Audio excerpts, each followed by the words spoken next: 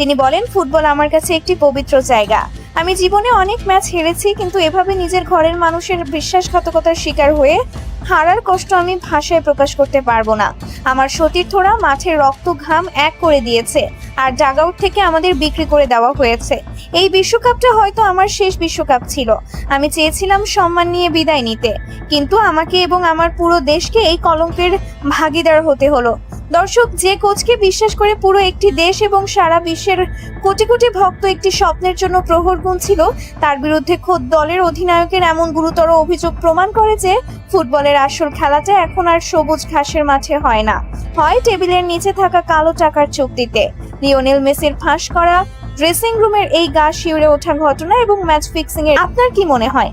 ফাইনালে আর্জেন্টিনার হারের পেছনে সত্যি কি কোচের কোনো হাত ছিল, নাকি পুরোটাই আন্তর্জাতিক বেটিং মাফিয়াদের সাজানো নাটক? এই বিশ্বাসঘাতকতার প্রমাণ মিললে কোচের কি ধরনের শাস্তি হওয়া উচিত বলে আপনি মনে করেন? আপনাদের অত্যন্ত সুচিন্তিত, আবেগপূর্ণ এবং বিশ্লেষণমূলক মতামতটি অবশ্যই নিচে কমেন্ট বক্সে লিখে জানাবেন।